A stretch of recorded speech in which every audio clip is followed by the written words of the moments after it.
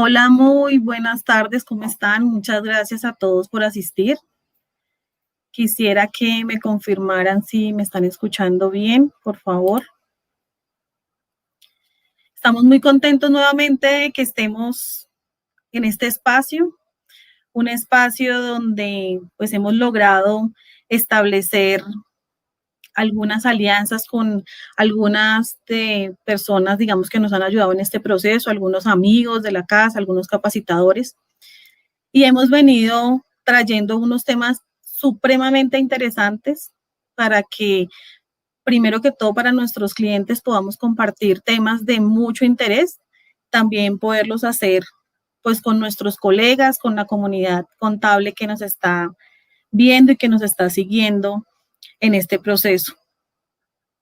Para nosotros es muy, muy importante este espacio. De antemano queremos pedirles disculpas por el atraso, por un inconveniente que tuvimos a nivel tecnológico, cosas que pues pasan en estos casos y en estas situaciones, que uno quisiera que no nos pasaran, pero desafortunadamente nos pasan. Pero lo importante es que, bueno, logramos ya estar aquí y el tema que hoy vamos a tener es un tema bastante interesante. Es un tema que efectivamente les está impactando mucho a muchas entidades que tenemos dentro de nuestro sector de clientes, pero que además ha traído muchísimas dudas. Hemos recibido muchísimas dudas y muchísimas preguntas de varios clientes nuestros. Este tema, digamos que es de interés principalmente de las entidades sin ánimo de lucro, un sector que ha tenido bastantes cambios, que ha tenido bastantes situaciones importantes con la última normatividad, pero que al final es un sector que mueve bastante la economía. Con todo este tema de la pandemia, pues los cambios han sido bastante importantes. Son cambios que han afectado a las entidades sin ánimo de lucro y esta afectación es la que queremos conversar hoy. La idea de hoy es poder conversar un poquito de esos temas que han afectado a las entidades sin ánimo de lucro con la nueva normatividad, lo que ha afectado pues con el COVID-19 y adicional a eso todo el tema del régimen tributario especial con toda la calificación y lo que ya ustedes conocen. Pero antes que eso, quisiera que pudiéramos como revisar un poquito esos antecedentes que siempre trato de ilustrar antes de traer a nuestro invitado del día de hoy. Y estos antecedentes son un poquito más, digamos, pensados en que podamos darle una revisadita pues al tema de entidades sin ánimo de lucro. Quisiera ver un tema particular digamos, como de la normativa previa de las entidades sin ánimo de lucro, de qué es lo que nos ha ido pasando con todo este sector, de los cambios que este sector ha tenido últimamente y cómo nos ha ido afectando estos cambios. Igual darle la bienvenida a cada uno de los que está con nosotros en el chat. Ya hoy tenemos varios conectados, a Camilo, a Catalina, a Erika, a Wendy, a Harold, a Erika González, a Catalina Miranda. Bueno, bienvenidos y de verdad muchas gracias por estar con nosotros hoy. Para hacer un poquito de recuento de este tema de las entidades sin ánimo de lucro, pues realmente es importante que nosotros tengamos claro que existen entidades sin ánimo de lucro que pueden o no pueden estar en el régimen tributario especial. Esas entidades sin ánimo de lucro realmente tienen que hacer una calificación y esa calificación ya pasó en el tiempo de este año, ya lo vamos a hablar, pero para estar estar en este régimen, pues hay que hacer un proceso ante la administración tributaria. Y este proceso realmente lo que busca es poder cumplir una serie de requisitos y estos requisitos lo que nos permiten al final es lograr, digamos, adquirir esta calidad ante la administración. Vamos a recordar un poquito quiénes están en esta, digamos que en esta nueva Vamos que en este nuevo registro, que ya lo venimos, digamos, trayendo hace tiempo, esto no es nuevo, esto viene desde el año 2017. Y es importante recordar que todo esto está enmarcado en el artículo 19 del Estatuto Tributario, ¿sí? Este artículo 19 lo que nos trae es recordarnos que lo que son las asociaciones, las fundaciones y las corporaciones, ¿cierto? Están constituidas como una entidad sin ánimo de lucro a nivel jurídico y deben clasificarse en el régimen tributario especial. ¿Qué va a pasar en esto? Que ellas son contribuyentes del impuesto de renta, pero son contribuyentes del impuesto de renta con una tarifa especial. No es que no sean contribuyentes del impuesto de renta, y eso es importante tenerlo claro, ¿sí? Sino que son contribuyentes del impuesto de renta con una tarifa especial. Esta tarifa especial, lo que, digamos, nos trae es que la depuración de sus excedentes o la depuración como tal de, digamos, que los recursos al final, como, digamos, lo podemos comparar con las entidades normales, como sus utilidades, van a tener un tratamiento totalmente diferente. No van a tener un pago de impuesto directo, sino que se van a generar sobre unas utilidades o unos excedentes, si quiero ya hablar del término de excedentes, que no son reinvertidos y al no ser reinvertidos, pues tendrán que pagar un impuesto. Si no, pues al final no tienen que pagar impuesto, ¿vale? Esto está enmarcado en el artículo 19. Este artículo 19 fue modificado, como les comentaba, a partir del año 2017 por la ley 1819 del 2016 en su artículo 140. Pero adicional están las cooperativas, todo lo que son sus asociaciones, uniones, ligas centrales, organismos de grado superior y carácter financiero, y estas están enmarcadas en el artículo 19, raya 4. Ellas tienen un tratamiento totalmente diferente a las entidades del artículo 19 con respecto al tema de la calificación, pero realmente son como las dos entidades que, digamos, están dentro de este régimen tributario especial. Aquí me hacen una observación, entonces ya lo voy a hacer. Permítanme un segundito. Voy a poner esto en presentación. Están diciendo aquí que por favor lo ponga en presentación, entonces ya aquí está en presentación. Es importante, de pronto lo puedo poner un poquito más grande. Creo que ahí está mejor. Es importante que tengamos en cuenta que hay otras entidades que salieron de este régimen tributario especial. Este régimen tributario especial que está marcado en el artículo 19, pues tiene este tipo de entidades, pero hay unas que salieron, y que salieron, lo digo a nivel muy general, y nuestro compañero que va a estar con nosotros me dirá, venga, esa no es la terminología, pero al final lo que les quiero hacer referencia es que también tenemos las del artículo 22. Estas entidades que están en el artículo 22, pues son las entidades no contribuyentes y no declarantes, o sea, no contribuyen, no pagan y tampoco declaran.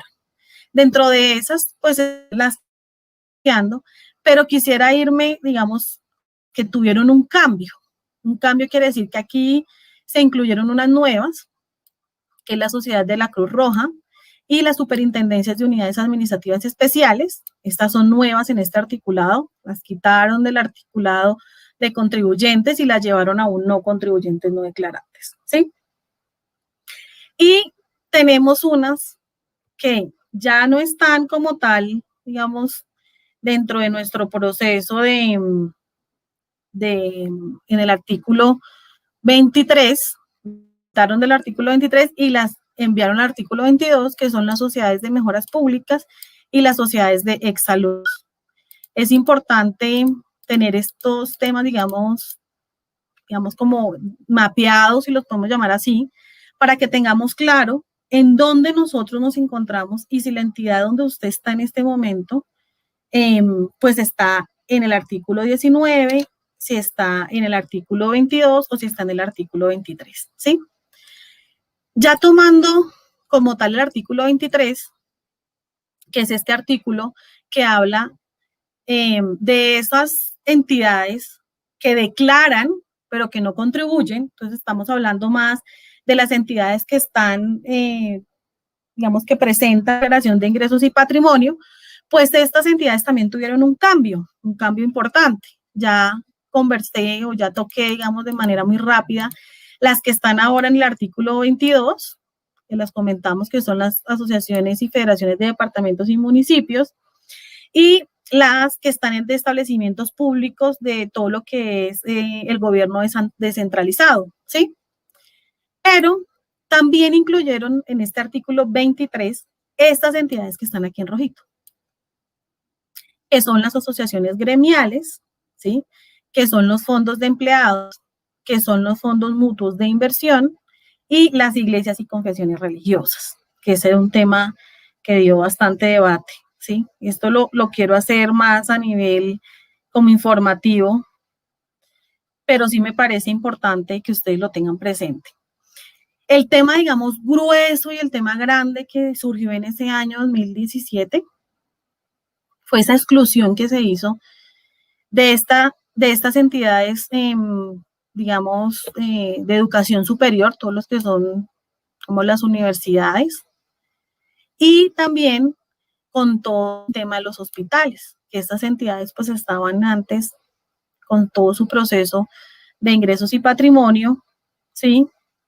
Y ahora pues ya pasaron al régimen tributario especial. Y al pasar ya al régimen tributario especial, esto realmente lo que nos está generando es que ellas también tienen que empezar en este proceso de hacer todo el proceso de calificación y no solo hacer el proceso de calificación, sino que tienen que empezar con todo este proceso de ya tener su tema de la contabilidad, digamos, a nivel tributario, de llevar las diferencias tributarias y también de ser muy juiciosos todo lo que tiene que ver con los excedentes, que yo creo que es como el tema bastante grueso que hemos tenido y el tema que sí nos ha llevado a nosotros los que asesoramos entidades sin ánimo de lucro y es poder lograr ese uso de los excedentes o cómo hacemos con ese uso de los excedentes.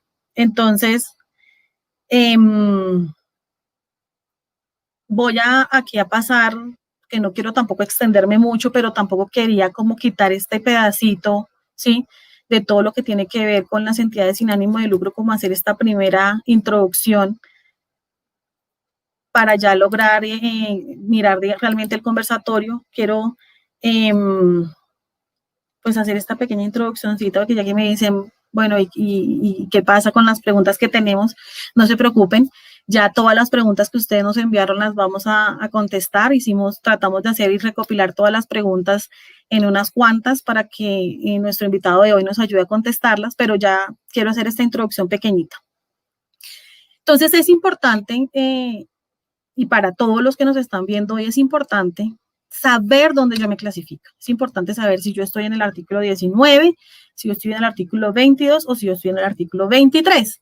Y también es importante que cuando yo ya esté marcada en ese régimen tributario especial, yo ya vaya a mirar qué pasa con mi régimen tributario especial.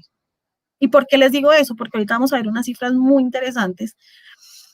Y es que yo puedo tener la condición jurídica de ser una entidad sin ánimo de lucro, pero no puedo estar en el régimen tributario especial, ¿sí? Y ahí es donde viene todo el tema de la constitución legal. Yo tengo que tener mi constitución legal, yo tengo que tener claro mi constitución legal, tengo que saber cómo me constituí, cómo jurídicamente yo estoy constituida, cómo estoy registrada ante mi Cámara de Comercio, si tengo que estar en la Cámara de Comercio o en la entidad de control que me vigila, ¿sí? También tengo que tener muy presente que el objeto social que yo debo desarrollar tiene que tener dos características. Primero, que es de interés general, ¿sí? Que es de interés general. Y segundo, que tiene acceso a la comunidad. Y eso también es muy importante para que lo revisemos en cada una de las entidades donde nosotros estamos, porque nos encontramos muchas veces con que esto no está claro y esto no está, digamos, previsto, ¿vale? Adicional a eso, digamos que la ONU ha establecido las características de las entidades sin lucro cuando yo les digo dónde nos encontramos calificadas y clasificadas, y esta clasificación que tiene la ONU también, digamos, la dejó el estatuto. Entonces, lo primero que yo les decía es, primero tenemos que estar bien constituidas, legalmente constituidas, ¿sí? Lo segundo es que el objeto social como tal, mi objeto social como tal, sea de interés general. Y ese de interés general está en el artículo 359, y ahí tengo 13 actividades meritorias donde yo me puedo clasificar. Entonces yo también tengo que ir a mirar, venga, yo en dónde estoy clasificado, yo qué tipo de entidad sin ánimo de lucro soy, ¿sí? Y aquí me tengo que ir a mirar si yo soy una entidad de educación, aquí me tengo que ir a mirar si soy una cultural, si soy de salud, ¿sí? Si soy de desarrollo, si soy de protección del medio ambiente, bueno. Y esto es lo segundo, ¿sí? Y ya lo tercero, que son los requisitos esenciales, que es la distribución indirecta y todas estas cosas y demás, ¿sí? Pues es lo que quiero que hoy tratemos, ¿sí? Entonces voy a dejar de compartir mi pantalla en este momento. Voy a dejar de compartir mi pantalla, perdón. Y aquí lo que quiero contarles es, recibimos varias preguntas de las personas que están, pues que digamos, se escribieron a este conversatorio. Lo que tratamos de hacer fue consolidar esas preguntas, pues también por el tiempo y demás, ¿sí?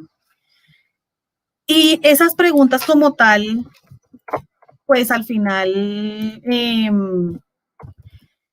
se las quiero hacer a Juan Carlos Jaramillo, que es nuestro invitado del día de hoy, ¿sí?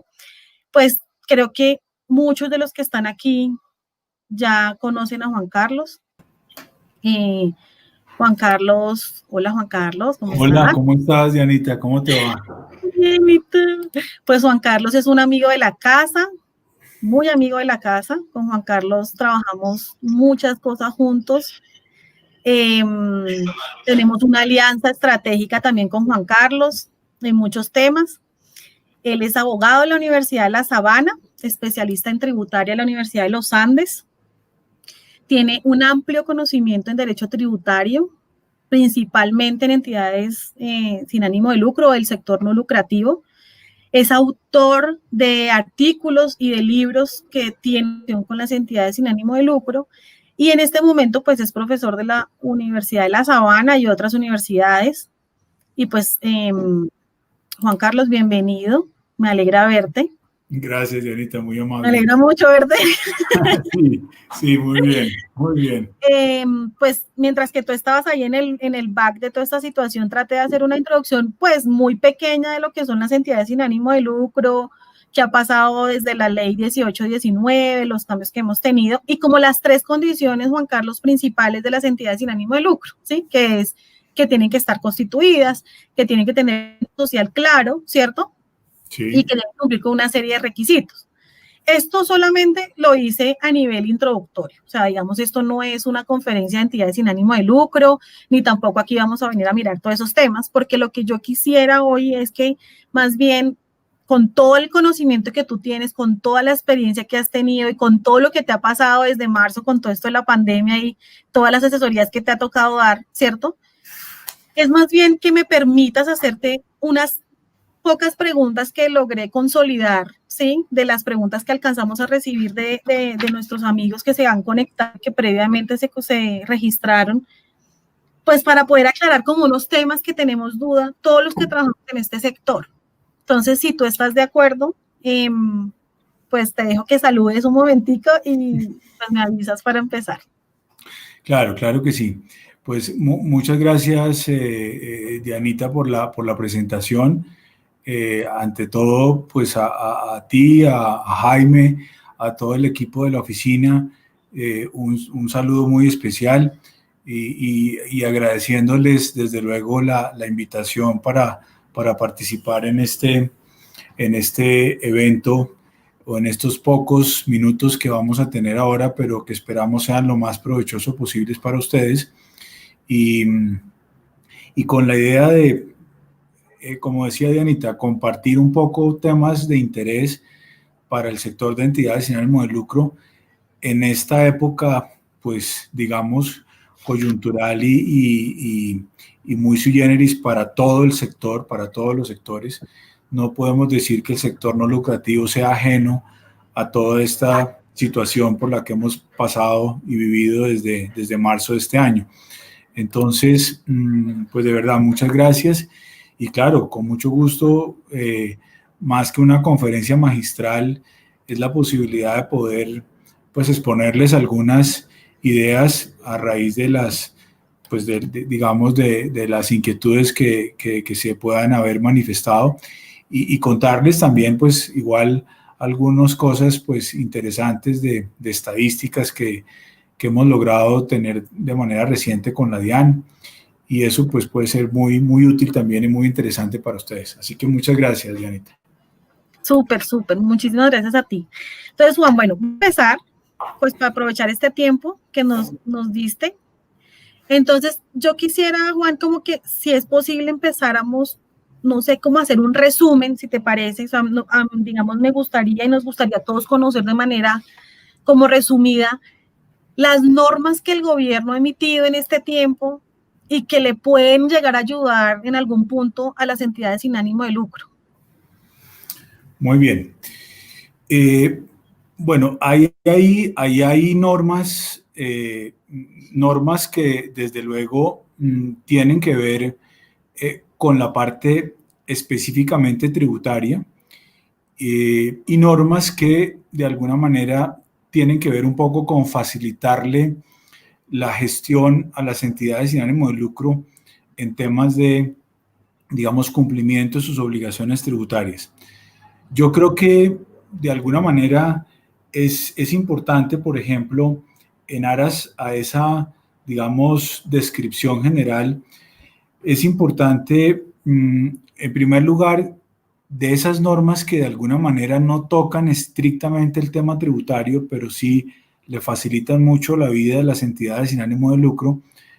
Están un par de decretos que son los decretos 434 del 19 de marzo del 2020 y el decreto 438 del 19 de marzo del 2020 también, donde básicamente están permitiendo en su conjunto y sin ponerme pues al detalle, digamos, del contenido de las normas, están permitiendo en su conjunto, en primer lugar, que las entidades sin ánimo de lucro que puedan hacer sus reuniones de manera no presencial, aún si en sus estatutos no están previstas esas posibilidades de reuniones. Eso es algo interesante justamente por la razón de la restricción y de la no presencialidad, digamos, en las reuniones. Entonces, me parece que eso es una cosa importante y que pues pueden las entidades sin ánimo de lucro convocar sus reuniones bajo un esquema de no presencial y desarrollarlas. En esa misma línea, una extensión del plazo normal del 31 de marzo de este año 2020 para tomar sus decisiones aprobatorias de estados financieros y sobre todo también de destino de excedentes para efectos fiscales, no hacerlas dentro de los 3 primeros meses del año, sino evidentemente dar la posibilidad de que después, incluso dentro del mes siguiente a la finalización, digamos, de la emergencia o de las causas que motivaron la emergencia económica. Yo quisiera aquí hacer una pequeñísimo paréntesis porque me parece que eso aclara algunas cosas de algunos efectos de las normas. Ustedes saben que hay un estado constitucional de emergencia económica y social y un estado de emergencia sanitaria. El estado de emergencia constitucional de emergencia económica y social, la causa de haber decretado ese estado es la emergencia sanitaria. Entonces, obviamente, en principio se plantearon esas normas de decreto de estado constitucional de emergencia económica, en donde el presidente pues estableció un tiempo, después lo prorrogó, pero ya no lo podía prorrogar más por norma constitucional. Entonces, lo que ha pasado es que finalmente hemos dejado de convivir con el estado constitucional de emergencia económica, social y ambiental, y lo que venimos prorrogando todos estos meses es el estado de emergencia sanitaria. Por eso muchas de las normas en donde dicen esto tendrá vigencia dentro del mes siguiente a las causas que finalizaron la emergencia, la causa que ha, digamos, conllevado al estado constitucional de emergencia económica, social y ambiental es la emergencia sanitaria. Y esa emergencia sanitaria no se ha cambiado. De hecho, hoy tenemos una resolución, la 1462 del 2020, donde básicamente se están ampliando el estado hasta el 30 de noviembre del 2020, el estado de emergencia sanitaria.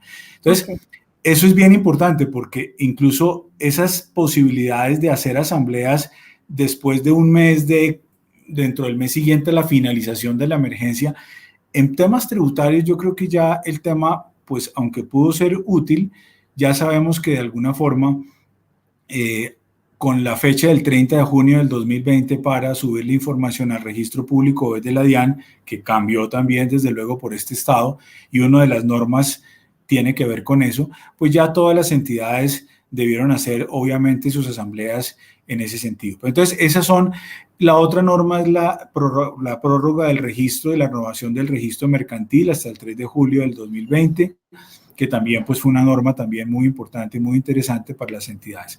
En temas tributarios, yo diría que básicamente tenemos en primer lugar pues un decreto que es el decreto 530 del 2020, que habla de unas exenciones de algunos bienes de IVA, el decreto 530 del 2020 que también habla del gravamen de movimientos financieros, y eso es algo bien interesante porque es algo súper especial, donde la posibilidad de marcar cuentas como exentas del gravamen de movimientos financieros. Tenemos indudablemente pues algunos otros decretos, por ejemplo el decreto 551 del 2020, que también declaró exención de IVA de ciertos bienes, de muchos bienes relacionados con la salud, y les dio el carácter de bienes exentos de IVA. Esto, por supuesto, para las entidades sin ánimo de lucro, como para cualquier otra entidad que no sea no lucrativa, es muy interesante. Entonces, tenemos en ese sentido, pues un panorama de normas como, repito, el 434, el 438, el 530. Luego, más adelante, aparece un decreto muy interesante que es el decreto 743 del 28 de mayo del 2020, donde se nos habla de la posibilidad de unos régimen de donaciones que pues estoy dando es un panorama general para la pregunta, Dianita. Si quieren, después aterrizamos en algunos casos concretos específicamente.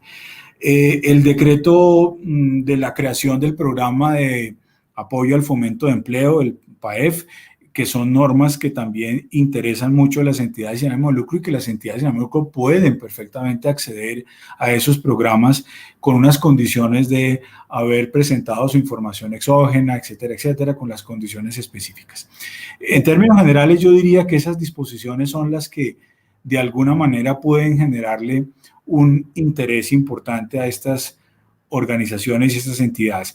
A nivel de norma, se han producido muchos conceptos, muchas cosas de la DIAN que también pues pueden ser muy interesantes. Súper. Pues yo creo que la exposición es muy clara. Realmente sí hemos tenido unas normas bien interesantes, Juan, que han ayudado, digamos, al sector, digamos, puntualmente al sector sin ánimo de lucro en temas muy interesantes. Pero entonces ahí, digamos, yo te podría, ahí sí quisiera preguntarte muy puntual, dentro de todas esas normas que han salido, que tú nos acabas de contar, ¿ha salido alguna norma o alguna situación donde nos ayude con el tema de los excedentes? O sea, mi pregunta va más relacionada es, ¿qué hago yo con esos excedentes del 2019? ¿Sí? Que yo tengo que invertir en 2020 con toda esta situación que ya conocemos todos, ¿sí? ¿Qué puedo hacer? ¿Puedo hacer algo? ¿Ha salido alguna norma relativa a eso? ¿O con el 2000? ¿Sí? Sí, Dianita, esa es una pregunta muy importante y quizás es uno de los temas en donde te anticipo que norma como tal no ha salido. Lo único que ha pasado es un par de antecedentes doctrinales de la Dirección de Impuestos y Aduanas Nacionales referidos en un par de conceptos que son muy interesantes que los puedan tener en la cabeza. El concepto 01415 del 12 de mayo del 2020 y el concepto, dije decreto, concepto, y el concepto 865 del 16 de julio del 2020. Son conceptos que son bien interesantes y que de alguna manera están habilitando o creando un ambiente habilitante para pensar en un poco los supuestos y la pregunta que tú me haces. Yo quiero para respondértela y para responderle a todos los que nos están escuchando, a los cuales también les agradezco mucho pues la aceptación de la convocatoria, es que lo primero sería recordar cuál es la problemática actual frente al tema de los excedentes. A mí me parece que hay una problemática que aún no se ha resuelto y es el tema de destinar el excedente contable o destinar el excedente fiscal. Esa es una problemática que aún, en mi opinión, no se ha resuelto. Muy compleja. Y es bien compleja, es bien compleja. Y sabemos que la DIAN en los conceptos últimos, pues por supuesto, en ese sentido lo que está planteando es que lo que hay que destinar es el excedente fiscal y no el contable, variando un poco la tesis del decreto 4.400 del 2004. Y argumentando que por la entrada en vigencia de las NIF, pues es que se ameritó la necesidad de introducir ese cambio. Pero esa es una problemática que existe. Pero el punto aquí es qué hacer con los excedentes, porque en eso sí me parece que ha habido unos cambios también importantes a raíz de la ley 1819 del 2016. Y esos cambios importantes a raíz de la ley 1819 del 2016 tienen que ver, en primer lugar, pues con las formas de destinación del excedente, pero siempre con un criterio que siempre ha primado en la DIAN, el criterio de no les suena mucho que los excedentes se destinen para cubrir costos y gastos administrativos. Okay. Entonces, cuando digamos, se pone en la mesa esa decisión de poder con los excedentes pagar los salarios del año siguiente, pagar los servicios públicos del año siguiente, pagar los honorarios de los consultores del año siguiente, pagar los costos y gastos puramente administrativos. El gasto de personal, por ejemplo. Exactamente, que incluso yo los pudiera referir como aquellos en donde si no hay programas sociales, la entidad tiene que seguir pagándolos. ¿Sí? Entonces, en ese orden de ideas, ahí hay una directriz muy clara de la DIAN en donde siempre ha puesto el dedo en la llaga en el sentido de que para eso no están los excedentes. Entonces, en ese sentido, las alternativas, pues, son muy claras: año siguiente, plazos adicionales, asignaciones permanentes, compensación de pérdidas, donaciones, qué hacer con los excedentes. Quizás lo que ha sido interesante, y es lo que refieren ese par de conceptos, son dudas que se nos presentan en este momento y que se les presentan a las instituciones. ¿Por qué? Porque evidentemente hay dificultad en generación de ingresos. Y yo ya tomé unas decisiones sobre un excedente del 2019 que se dio en condiciones normales. Entonces viene la pregunta y es, ¿yo puedo ese excedente del 2019 apropiarlo en cubrir costos y gastos administrativos del 2020, por ejemplo? Cuando yo había tomado ya una decisión de unos programas sociales, de una asignación permanente bajo compra de activos, de una construcción de bienes muebles e inmuebles, de un plazo adicional de un más de 1 y menos de 5, donde había tomado la decisión de gastármelo en el año siguiente en programas sociales, etcétera, etcétera. Entonces, se abre paso con este par de conceptos para una viabilidad y una habilitación a ese criterio. En el primero de los conceptos, el 01415, es un concepto que va dirigido a las universidades, a las instituciones de educación superior. Y básicamente fue una pregunta que desde el ministerio se le formuló a la DIAN, donde si pues, las universidades podían coger esos excedentes, esos recursos de años anteriores y aplicarlos a becas para estudios, a cubrir costos administrativos de los profesores. Del área docente. Exactamente. Y creo que al final de cuentas, en ese concepto, la DIAN halló una posibilidad para que las entidades pudieran, bajo una decisión y modificación de su acta, de decir, mire, vamos a girar en torno al destino de los excedentes bajo estos planteamientos. Nosotros incluso hablábamos que esa posibilidad que se estaba dando para las instituciones de educación superior, ¿por qué no podría darse para el resto de las entidades del régimen tributario especial? Porque alguien podría decir, sí, doctor, el concepto es clarísimo, pero para las universidades, pero es que yo no soy universidad.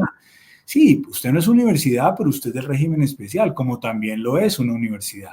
Entonces planteábamos la posibilidad de que no veíamos para nada descabellado el hecho de que pues, este concepto pudiera ser extensivo y aplicable al resto de entidades sin ánimo de lucro. Y oh sorpresa, o buena sorpresa, nos encontramos con el concepto 865 del 2020, de julio 16 del 2020, donde la DIAN incluso deja muy claramente que evidentemente pues, es posible utilizar esos excedentes en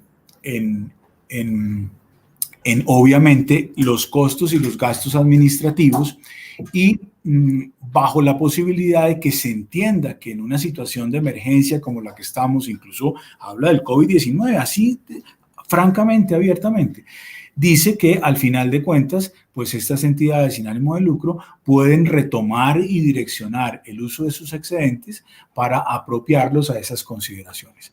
Entonces, yo creo que, fíjense que esto no es de ninguna norma, esto es un par de decretos, de conceptos de la DIAN que evidentemente nos están permitiendo esa posibilidad. Yo creo que ahí hay una fuente interesante para reflexionar, para pensar, y es una recomendación que hacemos, es una recomendación, mire, aterrice, a ver, ¿qué dijo usted en el excedente del 2020 que iba a hacer con el del 2019? ¿Qué ha hecho? ¿Lo ha podido hacer? ¿Usted ha tenido dificultad para apropiar sus costos y gastos este año porque sus ingresos se han disminuido? Pero usted ya tuvo un excedente que tiene desde hace mucho rato, desde el 2019, o incluso asignaciones permanentes de 2016 para atrás, que pueden perfectamente apropiarse. Es decir, son cosas que obligan a la institución a repensarlas y a mirarlas, pero hay salidas, y yo creo que en ese sentido, pues me parece que es, repito, muy interesante la posibilidad de que se nos abra a considerar un nuevo enfoque, si se quiere transitorio, no sé qué va a pasar el año entrante, en fin, pero por este año creo que sí se nos da esas posibilidades. Lo que sí es importante es que cualquier decisión que se vaya a tomar modificatoria debe quedar constada en acta, y en ese sentido el concepto de la DIAN es muy claro, porque pues se entiende que todas las decisiones para destino de excedentes y para soporte de exención tienen que estar en acta. Ok. A esto, Dianita. Juan, digamos que con esto que nos comentas de estos dos conceptos, aquí haciendo yo un análisis, pues para las entidades donde normalmente hacemos asesorías que están muy, muy enfocadas, obvio, a universidades, pero el concepto que tú comentabas, el 1415, sí fue directo para las universidades, ¿cierto? Sí, señora. Pero, por ejemplo, en estas entidades donde tienen problemas de flujo, como es el sector salud, y tú lo conoces, este es un análisis que deben hacer este tipo de entidades, porque al final, este tipo de entidades que primero, pues, tienen los problemas, digamos, de recursos por su cartera, ¿no? Digamos, es un sector el cual a nivel cartera es bien lejana, tienen unos excedentes y esos excedentes ya en la asamblea, lo que tú comentabas de este año 2020, los habían destinado a una, digamos, a algo específico, pero con este concepto que nos estás diciendo, el 865, ahí la invitación sería entonces, siéntese y replantee realmente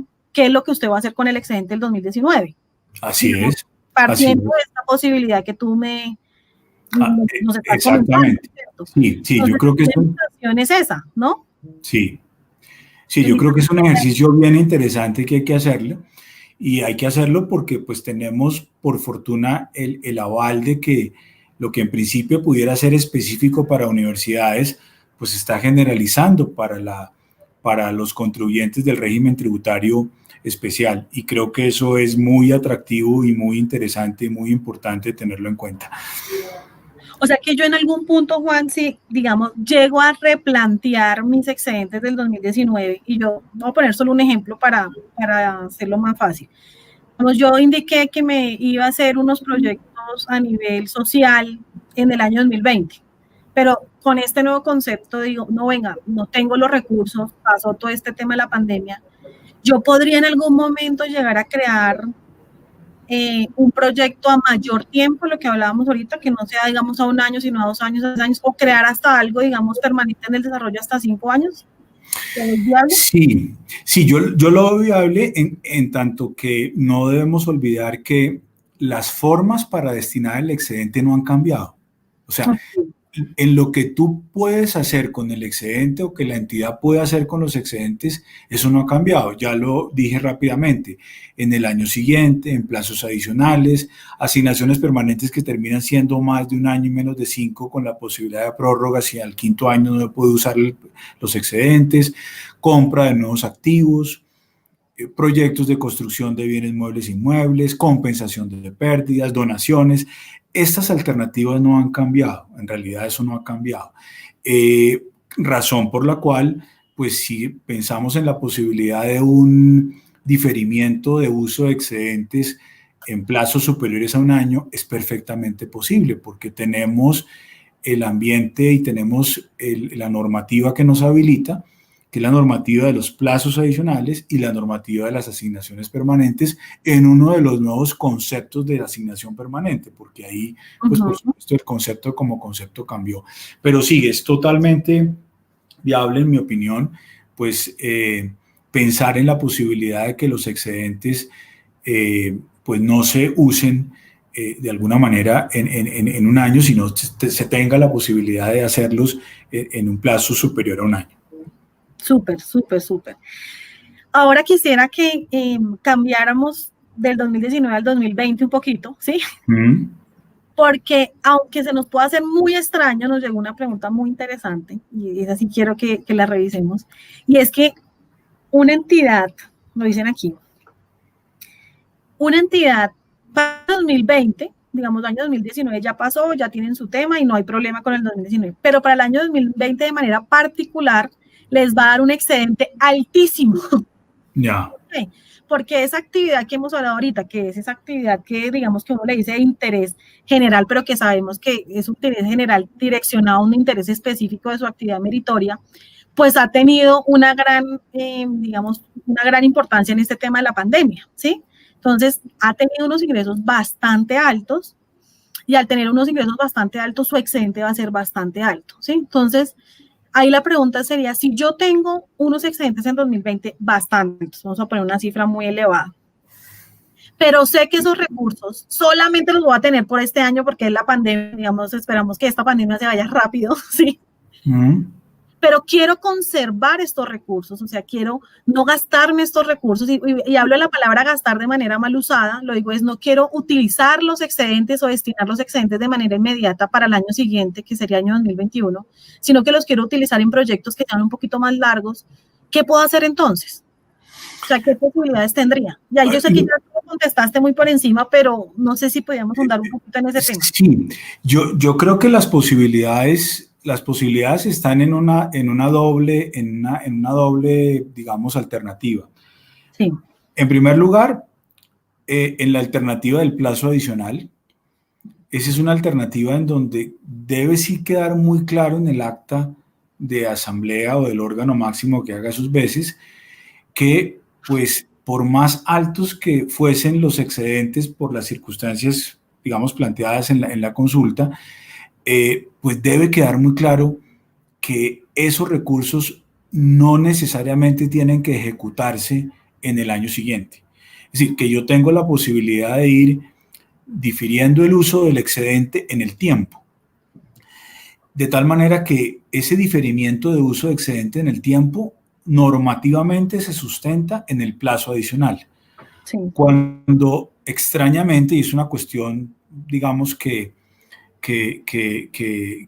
personal, extrañamente, repito, el decreto 2150 del 2017, que es el reglamentario del régimen especial, cuando ustedes revisan esa parte, limitó a 5 años la figura del plazo adicional.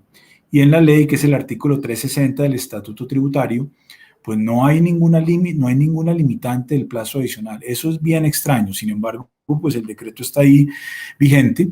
Se han demandado y se han declarado la nulidad de algunas normas del decreto 2150, que eso también puede ser interesante, no por la pandemia, sino porque existe una jurisprudencia muy al filo de la pandemia, de diciembre 4 del 2019, que marca unos cambios muy interesantes en la dinámica de todo este régimen tributario especial y en la determinación del beneficio neto de excedente. Pero para no salirme de la pregunta, pues lo que digo es que ahí hay una posibilidad normativa de plazo adicional, más de 1 y menos de 5. Cuando llego al quinto y veo que todavía no me voy a gastar la plata, pues puedo hacer una prórroga del plazo, decisión de la asamblea, que es la prórroga del plazo adicional. Esa es una figura. La otra figura es la de la asignación permanente, en el nuevo concepto de la asignación permanente. Y es decir, que evidentemente tengo más de un año, menos de 5, para ejecutar el excedente, para ejecutarlo en los programas, con la salvedad, o no más con la salvedad, no, con la diferencia de que si llego al quinto y no voy a alcanzar, ahí sí tengo que pedirle prórroga a la DIAN, permiso a la DIAN. Con la asignación permanente. Con la asignación permanente, así es. Es muy importante lo que estás diciendo. Sí, porque ahí sí no es decisión de asamblea ni de máximo órgano. Ahí sí yo tengo que 6 meses antes de que se me venza el plazo, o sea, el 31 de diciembre del 5º año, yo tengo que 6 meses antes enviar una solicitud a la DIAN. Okay. Para decirle, señores DIAN, por X y Y razón, yo no he podido ejecutar los excedentes que he venido ejecutándolo desde tal año y pues, por favor, solicíteme o apruébeme, digamos, la figura del plazo adicional. Que entre otras, eso es bien interesante y eso se logró con la DIAN en la estructura del reglamento, porque había una posibilidad, o no había una posibilidad, había una complejidad que se podía generar. Si a mí me están diciendo que las asignaciones permanentes las puedo hacer en plazos de más de 1 año y menos de 5, entonces cuando yo voy a comprar un activo fijo, o cuando voy a desarrollar un proyecto de construcción de vida inmueble y inmueble que son asignaciones permanentes, pues entonces se me presentaba la dificultad de decir, entonces que a los 5 años compré el activo en el 3º, en el 4º año, y a los 5 me toca pedirle permiso a usted, DIAN, para que me siga, para que pueda mantener el activo, sobre todo cuando, por ejemplo, el activo es la sede donde funciona la fundación. Eso no tiene sentido, es decir, porque yo apropié mis recursos para comprar la sede y la compré en el 4º año y al 5º año entonces me toca pedirle permiso que mantener la sede o me toca venderla, ¿no? Por eso es que el decreto reglamentario dice cuando se hace compra de activos fijos o se hace proyectos de construcción de bienes muebles e inmuebles, se entiende ejecutado el excedente en el momento en que efectivamente compre usted el activo o desarrolle el proyecto de construcción para que ya esté en condiciones de utilización para la actividad meritoria. Eso es bien interesante porque no me angustio yo con tener que salir a vender el activo porque ya es asignación permanente y ya pasaron los 5 años o van a vencerse los 5 años, ¿no?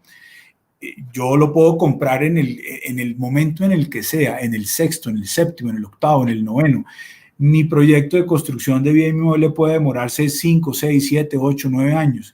Y mientras tanto yo tengo que decirle a la DIAN, ahí voy, tenga paciencia, ahí voy. Y cuando ya esté todo, pues en ese momento se entiende ejecutado el excedente. Súper. No, yo creo que es súper claro ahí ese tema, pues para los que van a tener muchos excedentes este año, que es algo particular, bien particular, pero pues que puede pasar. Sí. Juan, ahí con respecto a este tema de, digamos, del régimen tributario especial, y ya quiero salirme un poquito del tema de los excedentes, que sé que es un tema súper importante, y aquí tenemos un comentario en el chat que me pareció muy, muy interesante, porque Camilo Peña, que es otro amigo de la casa, dice, claro, esto que ustedes comentan es muy importante, porque ¿qué pasa? Que las ocasiones que siempre tenemos o los problemas que siempre tenemos es que el excedente fiscal es un valor y el excedente contable es otro valor. Y ahí es donde tenemos esas diferencias. Entonces, el valor que yo estoy dejando en el acta, ¿cuál es? ¿El excedente fiscal o el excedente contable? Esto lo digo más como un análisis que como una pregunta, ¿sí? Y él también dice, claro, pero cuando el excedente fiscal es menor, que es muy pocas veces, pero cuando el excedente fiscal es menor y el excedente contable es mayor, pues entonces la diferencia que se pierde. Entonces ahí son las incongruencias que...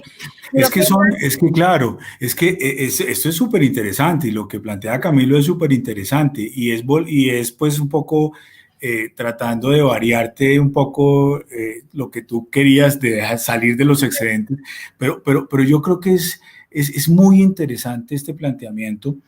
¿Por qué? Porque yo sí los obligaría, o sea, yo sí les recomendaría que en sus áreas contables, que en sus áreas responsables del tema a nivel de entidades sin ánimo de lucro, revisen de verdad la sentencia de diciembre 4 del 2019 del Consejo de Estado sobre la declaratoria de nulidad de algunas normas del decreto 2150 y la declaratoria de digamos, nulidad, mejor, o legalidad condicionada respecto de otras normas. Porque es evidente que sigue pasando la problemática que está pasando. ¿Qué pasa cuando el excedente fiscal es mayor al excedente contable? Lo que tendríamos que buscar, por ejemplo, es, bueno, lleguemos al excedente fiscal de 0, porque cuando usted me dice que lo que hay que invertir es el excedente fiscal, pues yo le demuestro que mi excedente fiscal llegó a cero. Y ustedes me podrían preguntar, ¿y cómo llegamos a cero? Pues llegamos a cero con el manejo de las inversiones, por ejemplo. Usted coge los ingresos, resta los gastos, los egresos, a ese resultado es 1, y después si hizo inversiones en el año, la resta, el saldo, sin que le dé pérdida.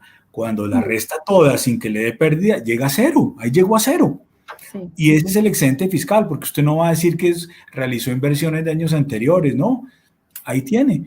Entonces llegó a cero. Entonces, no invierto el excedente fiscal. Y pude haber generado un excedente contable. Y entonces yo lo que siempre he dicho, a lo sumo, el funcionario de la DIAN se revolcará ahí en su escritorio. Las tripas se le revolverán totalmente. Pero usted me dijo que lo que hay que invertir es el fiscal. Y el fiscal fue cero. ¿Y por qué tiene un contable? Porque esas son las normas contables. Sí, ¿y entonces tiene que invertir lo contable? No, señor, porque si usted me va a decir que invertir lo contable, usted no me está diciendo que invierta lo contable, ni siquiera usted, la ley, el reglamento, el concepto, ellos ya se metieron en la cabeza que lo que hay que invertir, y no sé cómo van a salir de eso, que lo que hay que invertir es el excedente fiscal. Pero aprovechemos. Te va a tocar aceptar el cargo en la DIAN. No. Pero al final, es que ese tema del excedente es tan interesante, pero Dios mío, el tema sí. Pero al final yo podría también decir, no, entonces yo hago inversiones en CDTs y hago inversiones financieras y me voy allá al renglón de inversiones efectuadas y empiezo a restar inversiones todos los años y no me empiezo a gastar los excedentes, porque es otra forma también, ¿sí? Yo tengo excedentes fiscales, pero empiezo a hacer inversiones financieras y permanentes, o sea, quiero decir, las sigo permaneciendo en el tiempo esa inversión financiera. Y siempre la resto en mi declaración de renta. Entonces, nunca tengo, digamos, un valor por invertir. Tengo el recurso, pero no lo invierto. Cuando ya no tenga las inversiones financieras, en ese momento tendré que tener los recursos. Pero eso también es otra forma de no tener el excedente. Aquí vamos cogiendo. Claro. Pero lo que pasa es que eso nos obliga, eso creo que obliga a las instituciones a tener un doble chip, un doble pensado. El pensado financiero y el pensado tributario, ¿no? O sea, eso nos obliga de alguna manera a poder manejar esas inversiones. De hecho, una cosa súper interesante de la sentencia, ustedes seguramente lo saben, es que las inversiones dejaron de ser esas inversiones superiores a un año y que solamente no amortizables ni depreciables y que solamente entonces eran las financieras las que yo podía restar. Hoy el Consejo de Estado con esa sentencia les dijo, señores, ustedes se les fueron las luces. La norma legal no definió las inversiones, simplemente dijo inversiones para el cumplimiento del objeto y no le metió ningún plazo de tiempo y no le metió que eran no amortizables ni depreciables. Entonces hoy el nuevo concepto de las inversiones está definido en la sentencia y si ustedes lo miran, las inversiones son en general cualquier inversión, depreciable y no depreciable.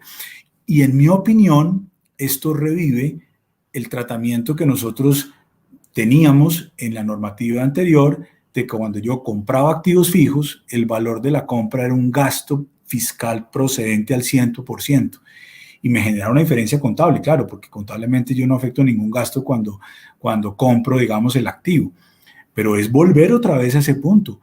Y ese ambiente habilitante lo creó la sentencia del diciembre 4 del 2019. Entonces hoy yo puedo, además de lo que tú decías, Dianita, de decir, empezó a hacer CDTs, a constituir CDTs, a comprar acciones, que son puras inversiones financieras, yo también puedo empezar a comprar activos fijos. Y eso antes de la sentencia no se podía llevar ahí como inversión. Con la sentencia sí se puede. Con más razón, mi excedente fiscal puede llegar a cero totalmente. Claro, esa sentencia realmente generó un cambio bien importante porque me está llevando hasta el tema contable. Sí. Entonces ya yo entro a revisar, bueno, ¿y en la orientación 14 qué? Cuando me dice usted todo me lo tiene que pasar por el resultado. Entonces yo le digo, bueno, y entonces también esas inversiones las paso por el resultado. Bueno, eso es un tema para otro conversatorio. Yo creo que ya muy bien.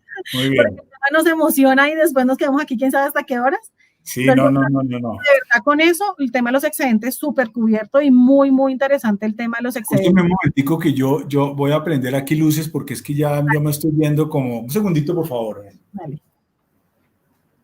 Sí, ese tema de los excedentes es un tema muy interesante. Como dicen por aquí en el chat también, muchas alternativas de planeación. de Muy bien, planeación para ya, ya estoy con ustedes, qué pena. Ahora sí. muchas alternativas para planeación de sales, totalmente. Pero Sí, bueno, la siguiente pregunta que quisiera hacerte es una pregunta que nos hicieron en el conversatorio pasado, ¿sí? Te la quiero volver a hacer a ti sí. para ver tu opinión con respecto al tema. Y es, en el caso de las fundaciones que reciben ingresos por parte de cooperantes o las donaciones como tal, ¿sí? Las entidades deben realizar factura por el documento equivalente para soportar ese ingreso. Bueno, Dianita, esa es una pregunta también muy interesante. Esto me permite a mí, pues, hablarles un poquito del tema del IVA. Creo que el tema del IVA es interesante. Y es interesante, evidentemente, por dos circunstancias, llamémoslo así. En primer lugar, creo que de alguna manera, lo primero para significar es que las donaciones en principio resultan ser un hecho generador del IVA, porque la norma definitoria habla de transferencia del dominio a título gratuito o a título oneroso. Jurídicamente una donación es un acto de transferencia de dominio a título gratuito. Entonces, si yo dono bienes y los bienes están gravados con IVA, pues por supuesto que esa operación tendría un IVA. Tanto es así que una de las normas de la emergencia económica, el decreto 530 del 2020, en el artículo 3, habla de bienes que de alguna manera no se consideran venta cuando yo los dono.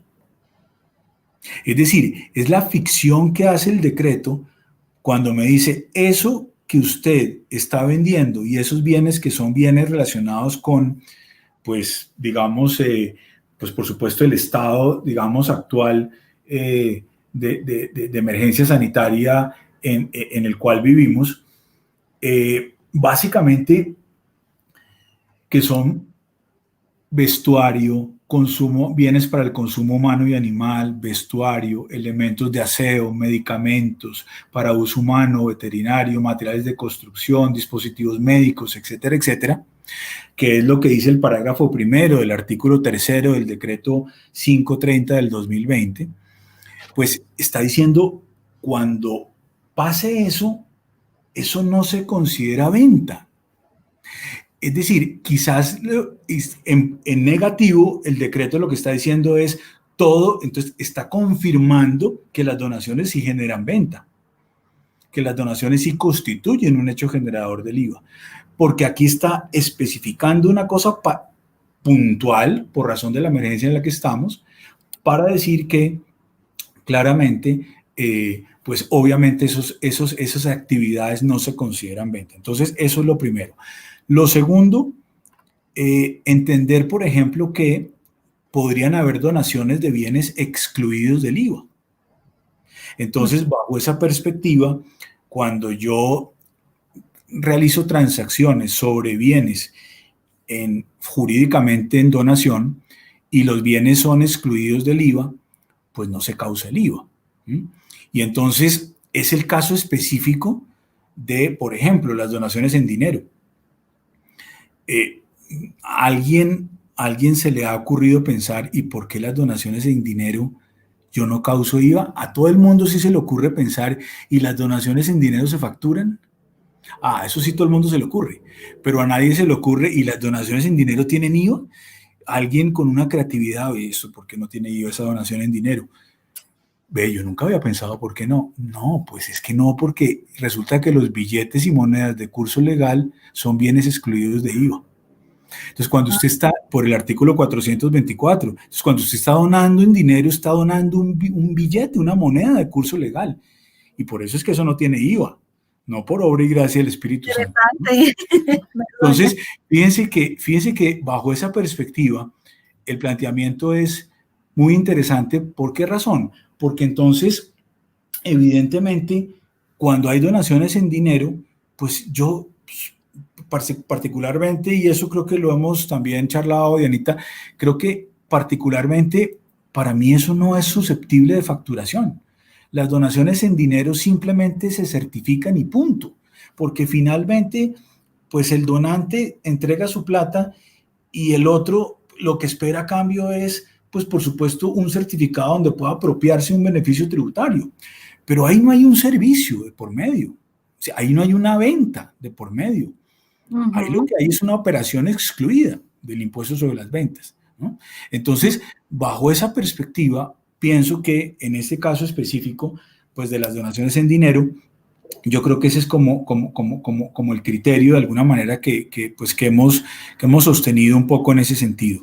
Podrían haber otras donaciones que no son de dinero, sino son de bienes, y obviamente ahí vamos a encontrar un par de conceptos o un concepto y una sentencia muy interesante del Consejo de Estado.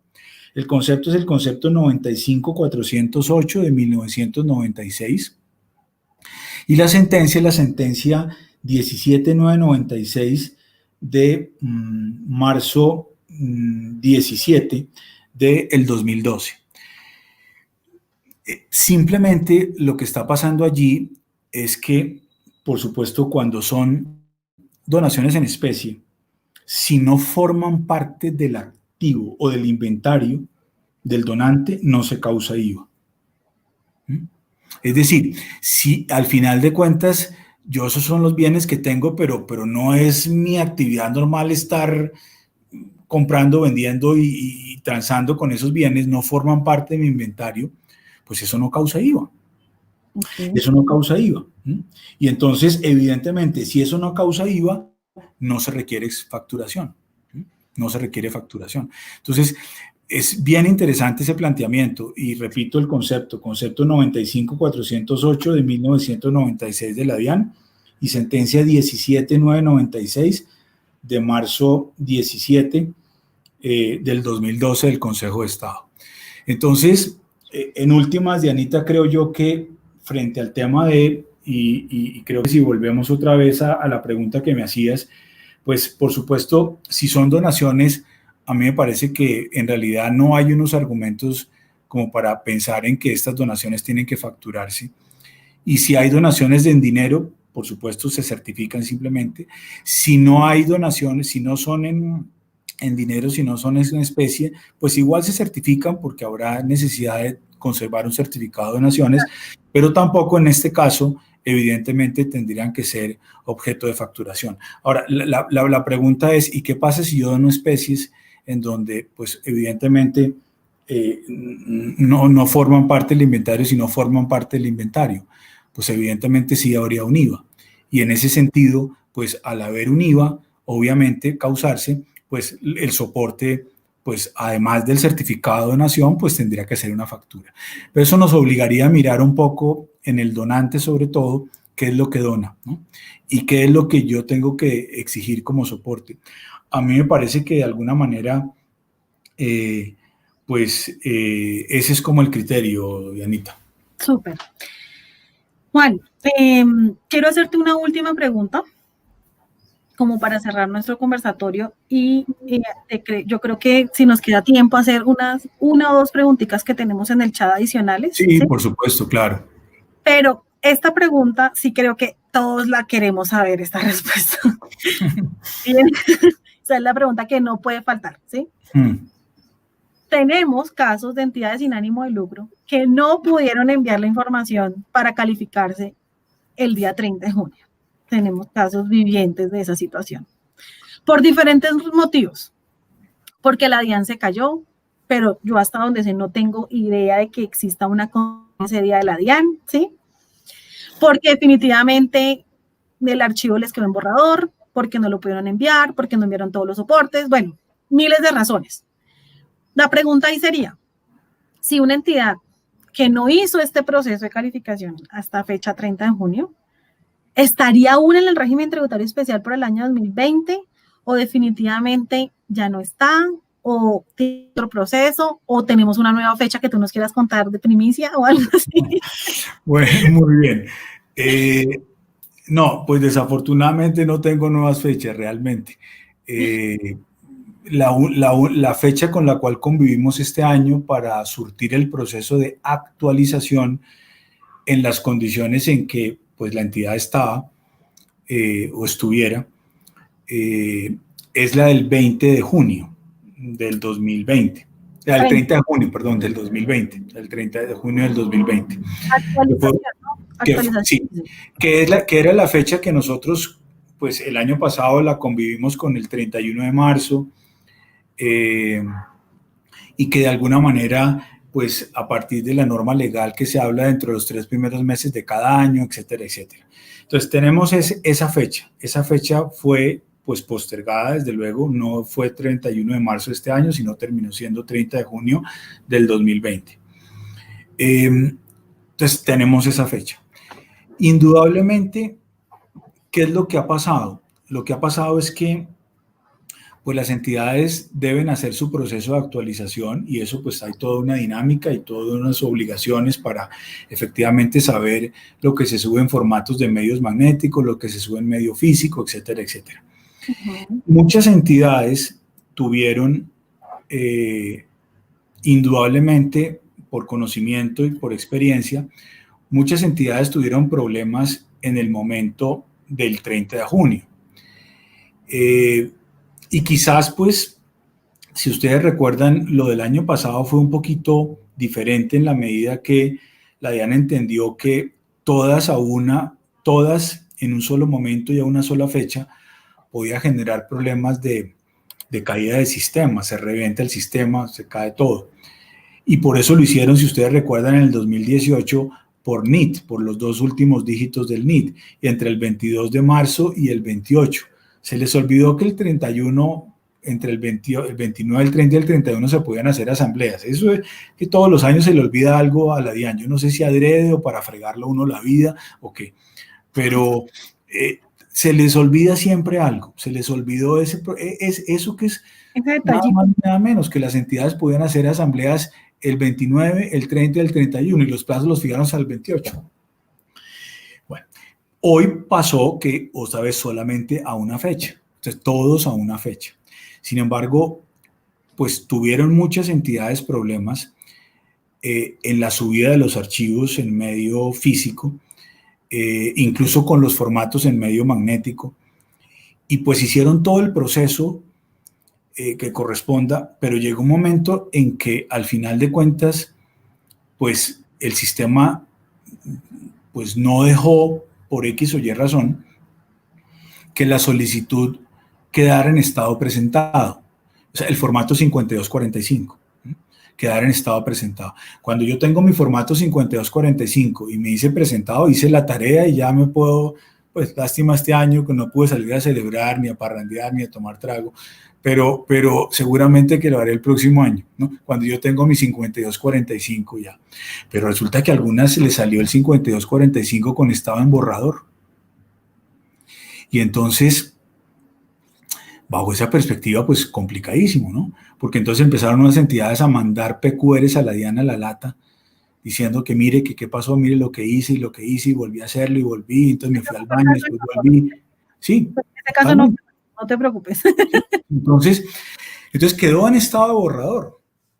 Nosotros acudimos con la DIAN a algunas personas que tenemos allí en el nivel central de fiscalización. El problema de esto es que este chicharrón no lo tiene fiscalización. Este chicharrón le queda a una sección, a una división de recaudo y gestión de cumplimiento de obligaciones tributarias. Es el área de cobranzas a través de esa división de recaudo. Entonces, estos tipos de recaudo, pues, imagínense ustedes, tipos de recaudo, tratando de decir que en estado presentado que fresco, tipos de recaudo, no, pues van a decir estado borrador de malas. Entonces sacaron un pronunciamiento diciendo no hubo contingencia, como tú lo decías efectivamente, Dianita, no hubo contingencia para el 30 de junio, razón por la cual si a usted le salió eso, fue que algo hizo mal, porque el sistema es sabio, el sistema nunca se cae, el sistema es absolutamente, mejor dicho, sin ningún tipo de errores. Entonces, de malas. ¿Y cuál es lo que le queda? Calificarse. Y esa es la situación en la cual estamos. Es decir, yo creo que hoy muchas entidades deberían pensar en si hicieron su tarea bien, perfecto. Sí, Dianita, dime. Pero ven, esto que estás diciendo es muy grave. O sea, necesito que me aclares esa última parte, por favor, porque aquí ya me está dando un paro y creo que a Camilo también le está dando un paro, no solo a Camilo Peña, sino a Camilo Escobar, que me escriben aquí. ¿Por qué? Tú me dijiste que la actualización era hasta el 30 de junio.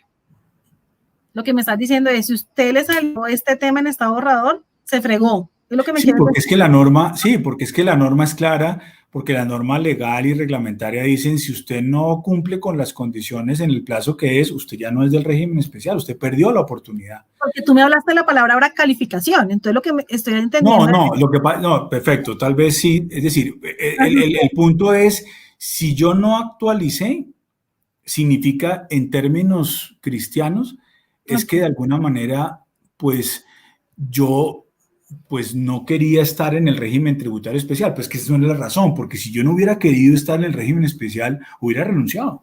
Yo puedo renunciar al régimen especial y marcar en la declaración renuncio al régimen especial y no quiero, pero es que eso yo no lo hice, o sea, yo no quería no estar en el régimen especial. Yo no tenía nada de permanencia porque la permanencia fue un proceso del año 2018 y pare de contar. Yo quería estar ahí, mantenerme en el régimen tributario especial y por eso hice toda mi gestión de actualización. El problema es que si por X o Y razón no logro demostrar que la actualización la hice en tiempo, la consecuencia en derecho es que me sacan del régimen. Mejor dicho, me sacan del régimen es que de alguna manera pues no puedo acceder al régimen tributario especial. Y si yo no puedo acceder al régimen tributario especial, entonces ¿en qué régimen estoy? En el régimen de ordinario, que es el régimen natural de las entidades sin ánimo de lucro. Por esa razón el criterio es que no es un criterio, a ver, ¿cómo decirlo? No es un criterio inventado, lo dice la DIAN, o sea, lo dice la norma, ni siquiera la DIAN, la norma, el reglamento. Entonces, bajo esa perspectiva, el efecto y la consecuencia en derecho es esa. A mí lo que me preocupa, y tal vez lo hemos hablado en algún momento, es que si a mí me obligan a calificarme de nuevo, porque me obligan a calificarme, ya no a actualizarme, me obligan a calificarme, al punto que tendría que ir a la DIAN a actualizar mi RUT y quitarme el 04, ponerme el 05 y con el 05 hacer mi calificación. Porque el sistema con un 0,4 no le va a decir cómo se califica, cómo que se va a calificar si usted, ¿no? Entonces, a mí lo que me preocupa es que ustedes saben que en la norma hay 4 meses para que la DIAN resuelva la calificación. Entonces, ¿qué va a pasar, por ejemplo, con estas instituciones que, digamos, pensemos, bueno, si nosotros pensamos hoy, por decir algo, hoy es 25 de agosto, y si la entidad hace su vuelta el 25 o mañana, 26 de agosto, o el 1 de septiembre, para poner una cifra mayor, pues más redonda, pues hace su vuelta. Entonces, septiembre, octubre, noviembre, diciembre, enero. En teoría, la DIAN tendría hasta enero para pronunciarse sobre la calificación, porque son los 4 meses. Entonces viene la reflexión y es, bueno, y si usted me expide mi calificación en enero, ¿qué pasa? O sea, no estoy en el... De malas en el 2020 y entonces le toca pagar impuestos en el 2020, o la calificación es con efecto 2021, o sea, mi calificación, ya yo sé que en el 2021 arranco como de alguna ordinario. manera con la posibilidad de ¿qué?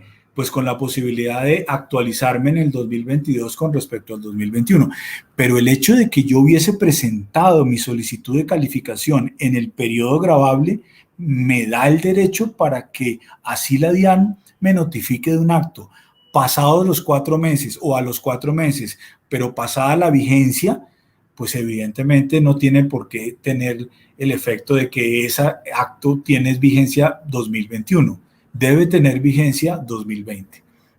Y en ese sentido, su declaración del 2021, pues deberá ajustarse al criterio o al estado de actualización o al estado de ya calificación aceptada a que tiene derecho la entidad. Es que si no llegaríamos a un absurdo, y yo lo he dicho siempre pues en los escenarios en que puedo decirlo, yo creo que la intención del legislador no fue limitar la creación de las entidades sin ánimo de lucro a 4 meses para que la DIAN pudiera funcionar.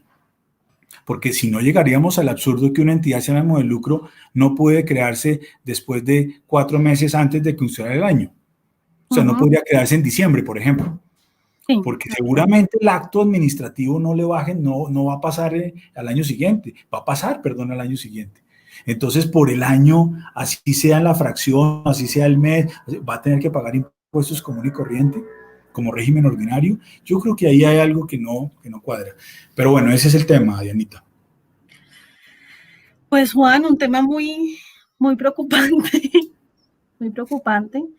Y ahí habría que hacer un análisis muy puntual con cada entidad, porque sí hay muchas entidades que están en esta situación, pero yo creo que lo que tú nos acabas de comentar, súper clarísimo, súper clarísimo. Y ahí las entidades que quedaron en estado borrador tienen que analizar cómo volver a cargar este proceso, porque realmente en este momento estarían en graves problemas. Sí. Entiendo. Sí, yo creo que, a ver, yo insisto, 2 elementos. Primero, pues la norma, aunque a uno no le guste, pues ahí está, ¿no? Segundo, hemos conocido criterios de la DIAN en ese sentido. Yo no sé, como esto es un tema nacional, yo no sé si los de la DIAN del Atlántico o del Valle o de los del Amazonas, pues no les afecta tanto la pandemia, entonces resuelven otra cosa. Yo sí siento que de alguna manera los de fiscalización a nivel interna de la DIAN, aquí en Bogotá, en el nivel central, ellos son del criterio de que a esas personas que les generó estado borrador por X o Y cosa, pues páselos y mándeles después una carta y díganle, mire, ¿sabe qué? Le faltó esto, subsane. Pero no los excluya de alguna manera del régimen especial.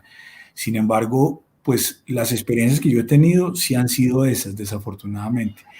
Y aún con las conversaciones que hemos tenido con los funcionarios de la DIAN, ellos siguen en la jugada, ¿no? Todo es, hay que tenerle paciencia, los tiempos no son tan rápidos como uno quisiera, pero ellos sí siguen, albergan la esperanza de que esas entidades que están en estado borrador, pues puedan ser de alguna manera conocidas, pero es que mientras tanto que yo tampoco podemos quedarnos con ese criterio de que no, seguro que ellos lo van a decir que sí.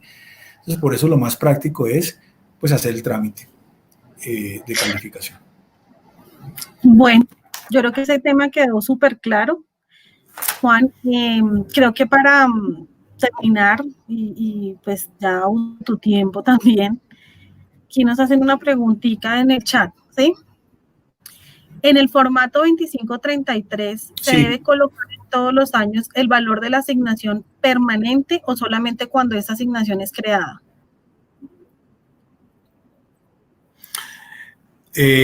No, debe colocarse en el formato 2533 cuando la asignación permanente ha sido creada. Ha sido creada y viene en ejecución, ¿no? Obviamente, por la sencilla razón de lo que hablábamos hace un rato, puede ser de menos de 5, o puede ser que yo tome la decisión de comprar un activo y no lo he comprado, o puede ser una decisión que yo estoy desarrollando un proyecto de construcción de bien mueble o inmueble y todavía no lo he terminado, pero siempre en la medida que haya tomado decisiones en ese sentido en las actas, debe ser reportado en el formato 2533. El formato 2533 incluso dice eso, asignaciones permanentes, siempre y cuando haya lugar. Uno debe entender que el siempre y cuando haya lugar es cuando la entidad haya tomado la decisión, no solamente respecto del excedente del año en curso, sobre el cual se está informando a la DIAN, sino sobre los excedentes de años anteriores, para que la DIAN entienda que la entidad viene ejecutando asignaciones permanentes anteriores. Aquí hay una pregunta. Digamos que una persona nos cuenta que tuvo problemas para cargar el tema, ¿sí? de lo que veníamos hablando, el 5245, ¿cierto? Lo envió, pero está incompleto, porque le faltaron adjuntar algunos anexos, ¿sí? Entonces dice esta persona, me faltaron adjuntar algunos anexos, yo tengo cómo demostrar toda la prueba tecnológica y demás, ¿cierto? Entonces, en ese caso, yo podría en algún momento, cuando me llegue, digamos, el oficio y me diga, usted está por fuera, refutar en ese momento esa decisión.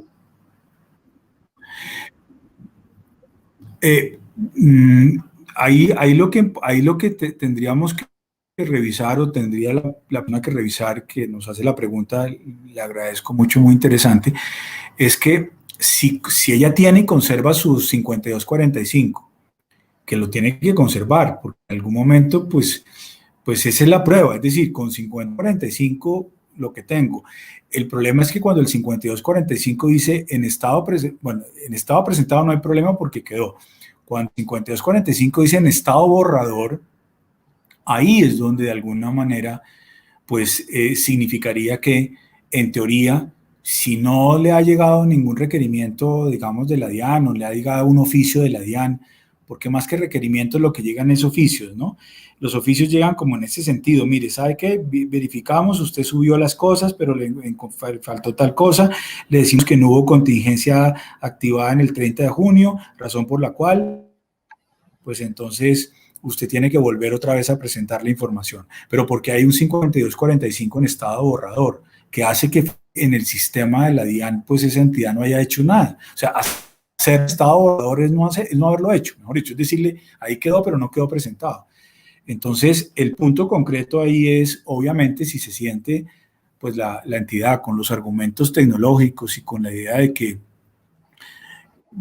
pues que efectivamente pues cumplió con la obligación, y que es un problema del sistema y no es un problema de uno, también ellos en esos oficios tienden como a decirle, les recomendamos que revisen muy bien la normativa, que lean muy bien todo, para que no la vayan a embarrar y tal y tal y tal. Pero si la entidad tiene todos los argumentos, yo no vería por qué no ejercer pues un derecho, digamos, de defensa y para argumentar su postura. Pero al final de cuentas, pues va a ser seguramente la apertura de una discusión con la DIAN. Sí, igual aquí también me comentan yo cargué el 5245, quedó presentado, envié los anexos, pero lo que no cargué fue los XML. ¿Sí? Entonces digamos que ahí estaríamos en la misma situación, ¿sí? Porque lo que pero lo importante es saber el estado del 5245. O sea, el 4245. Lo importante es saber el estado del 52. Quedó, ¿cierto? Si quedó presentado, si tiene en su poder físico de letra así como medio entre paréntesis, así como muy sugestiva, dice en estado presentado, ¿de acuerdo? Si tiene el formato en esas condiciones, quédese tranquila. Si usted no subió pues conserve ahí los XML y dígale, si le va a molestar la DIAN, entonces ¿para qué me puso estado presentado? ¿No? Ok. Eso es problema suyo, no es problema mío. Yo creo que lo importante es, y siempre vamos a tener que entender, es que al final el 5245 es la prueba de que efectivamente pues se hizo la tarea. Por eso a esas entidades que yo les cuento, es que sí les ha llegado y sí tienen en su poder y me lo han mandado 5245 en estado borrador. De hecho, yo les cuento una cosa, pues yo les tenía unas estadísticas acá, pero ya a estas alturas del paseo, pues, pero me parece que es muy interesante, por ejemplo, el hecho de, mira, por ejemplo, hablando de los procesos de permanencia en el 2008. Esta es una información que me la facilitó la DIAN de años anteriores, porque hoy ustedes entran a la página de la DIAN, en el link de Sales, cómo es entrar a la DIAN a revisar información de Sales en su página. Eso es para otro conversatorio, Dianita. Cómo entrar a la página de la DIAN, a la información de Sales, morir en el intento. Eso es para otro conversatorio. Total. Al final de cuentas, ustedes han entrado que por impuestos, que por sociedades, imagínense que por impuestos, que por sociedades, y allá, por obra y gracia del Espíritu Santo, aparecen las cesales. Miren, hay un poco más reciente, 2019, etcétera. Pero, por ejemplo, hablando del 2018, la DIAN tiene estadísticas de formatos de 5245 entidades sin ánimo de lucro en estado presentado y en estado borrador. Y lo que ha dicho es que en estado presentado son 25.630 entidades sin ánimo de lucro.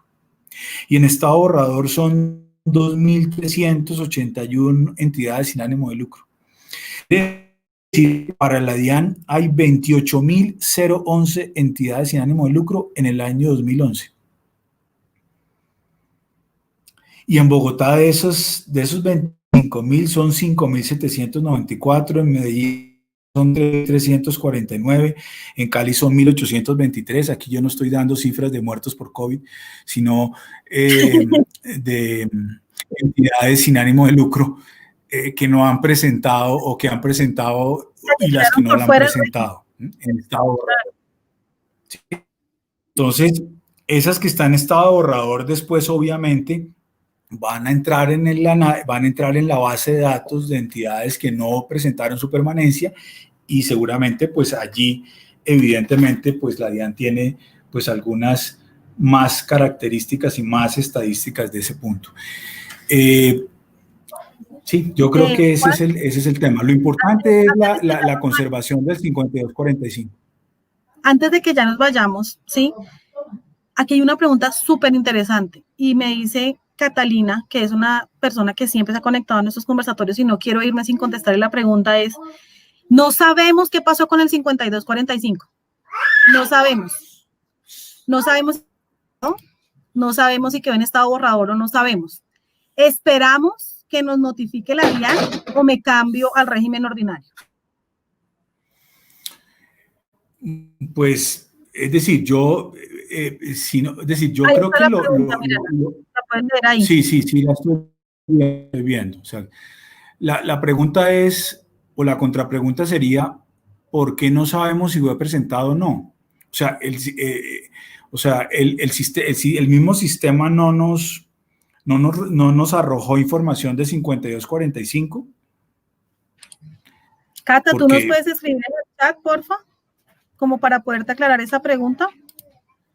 Porque, claro, ¿en qué momento perdimos digamos, el seguimiento de 5245?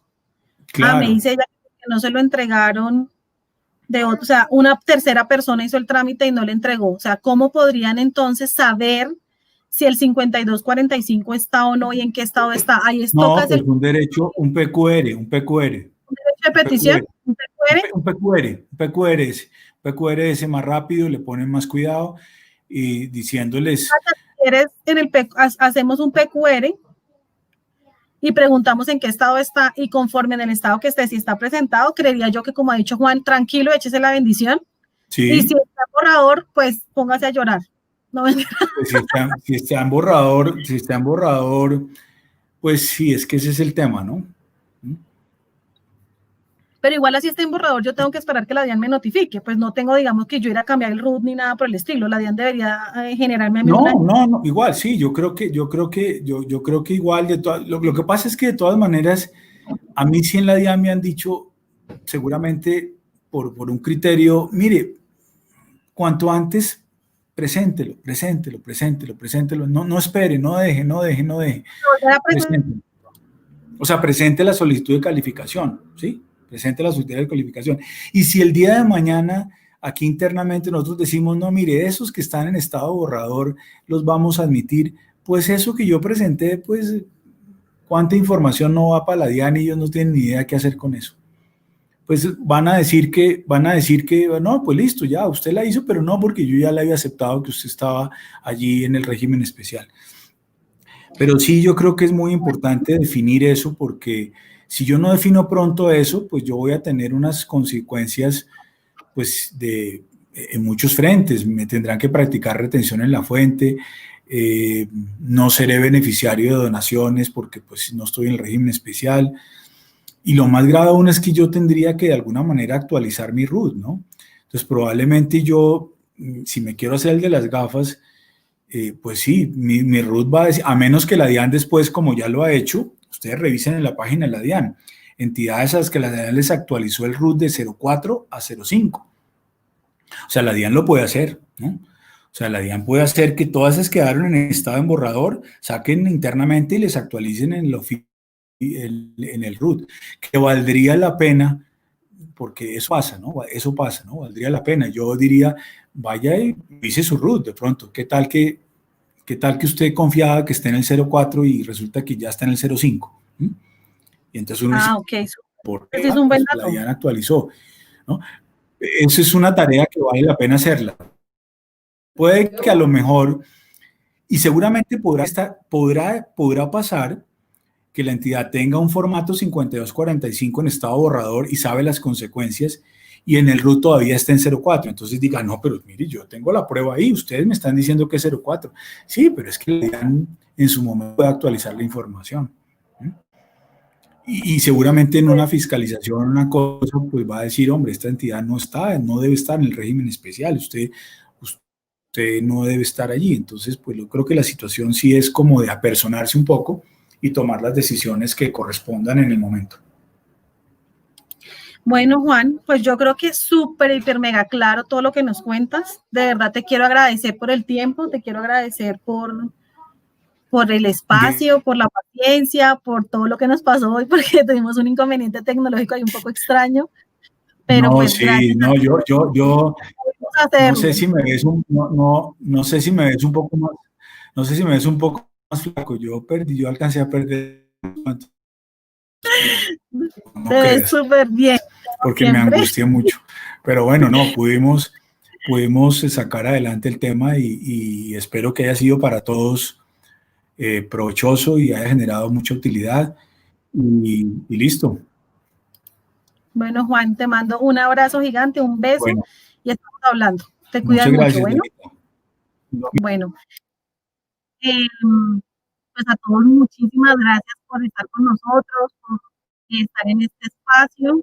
Y queremos también mandarles un abrazo gigante y desearles muchísima salud a ustedes y a sus familias y darles las gracias pues, por estar conectados aquí.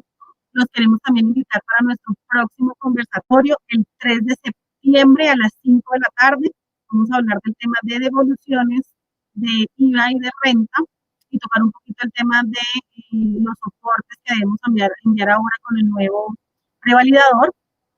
Y pues los esperamos entonces el próximo 3 de septiembre. Entonces, pues muchísimas gracias y que Dios los bendiga.